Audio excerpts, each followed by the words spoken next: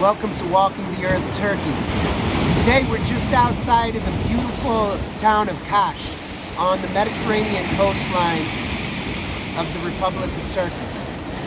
So yesterday we started our Turkish Riviera Turquoise Coast drive at Antalya, and just outside of city limits it starts to get stunning. Actually, while you're in Antalya itself, the mountains that hover above, including some snow caps, are so beautiful. And Antalya is a town worth spending some time anyway. For the Kaleci, the old town, the old Seljuk monuments and Ottoman monuments, and things going back to the Byzantine and Roman days like Hadrian's Gate. So as we drove down the coastline, it's lovely as you go past Mount Olympus National Park area where they have the Chimera flames, and there's so many antique cities or ancient cities that are Greco-Roman, Lycian, etc. as you move down the coastline. And it's forested, it's mountainous, giant rock formations. The water is beautiful. Now, unfortunately, since we're in winter time, it's the rainy season, and yesterday we had some torrential downpours in Antalya and beyond, which can still make for a very beautiful drive as you see the mist and the clouds on the mountains, the drizzle, the torrents. We just had to drive slow at a few points, but it was quite nice. And the roads are very nice here. There's great infrastructure. And then once we got up to about, so we got past Kemer, which is very beautiful, the mountains. There's a national park there and an antique city. And then we moved toward, I think it's Demir or Demre, forgive me for mispronouncing, but that's where the ancient Lycian or Lycian city of Myra is. And unfortunately, I had a book, and we had the summer times, it's open till 7 p.m.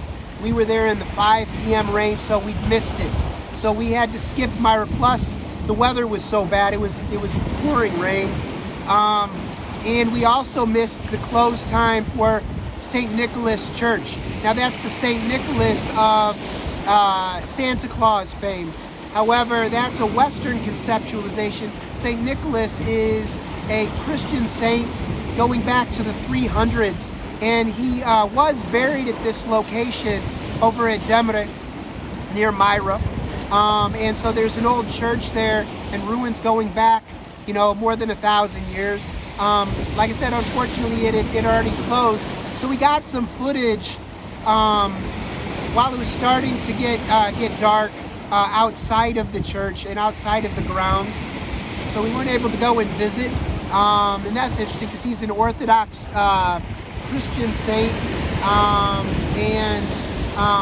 Then we proceeded a little bit further, and just beyond that point, the highway is stunning. And it's like, if you enjoy a great drive, it's a roller coaster. You're just winding. It's very curvaceous. If you happen to be subject to motion sickness, it might not be your cup of tea. You might have to have a bunch of ginger candies, something to deal with motion sickness, some bags. You might have to pull to the side of the road. That's a reality. But for those of us that don't have that as an issue, especially if you enjoy a drive, you enjoy driving around curves, it's such an amazing drive. And I'd been on it a couple years ago with some friends, but I was just riding, and I enjoyed it then and thought it was stunning. It was a beautiful sunny day, and the light on the rock formations and on the trees as we went through was lovely then, but it just felt so nice. And even despite the rainy, cloudy, spray day weather, it was very lovely. And the trees were enjoying it. Some of them were full of light. They're all different colors, oranges and pinks and beiges and whites. We saw a variety of different types of beautiful birds. Now, once you get to Kaş, then it extends, and it's still beautiful beyond that. So we're just beyond Kaş. You can see it out there in the distance. Lovely water. This is so beautiful here. I can taste a bit of salt in the air.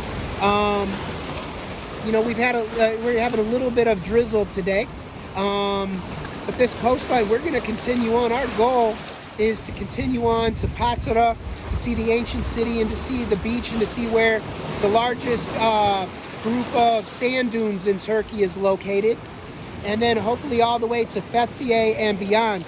So this is an amazing drive. It's worth spending time. I wish I had at least a week or two just for this coastline. I see why people come specifically for vacations in this area. If you enjoy Greco-Roman ruins, if you are really into donors and kebabs and shawarma type foods or fresh seafood, then this might be your cup of tea as well. An ideal location for you. There's all kinds of international food available in Antalya and at certain key points along this journey. There's all kinds of outdoor activities. We're all along the Lycian or Lycian Trail, which is one of the best hiking trails in the world. It's world famous, and Turkey has a lot of great hiking and trekking. Maybe we'll discuss that in another video. But, you know, it's great for outdoor activities. I can imagine that rock climbing would be popular in some of these areas. Snorkeling, diving. This is also the area where they do a lot of I think they're called gullets or gullets. The yachts, the Turkish yachts come through here, and yachters, they come through these areas from all over. But anyway, it's a great area for swimming, sunbathing, hiking, exploring, for history buffs, for people seeking out spiritual locations. There are a lot of spiritual hotspots in this region of Turkey and beyond. So, I've been kind of losing my voice a little bit, so I'm going to go ahead and cut this short. But just enjoying this beautiful day, a hazy, sprinkly day, but it's still lovely on the Turquoise Coastline, the Turkish Riviera, here in the Republic of Turkey, in winter, in the morning. All right, everybody, be healthy and be happy.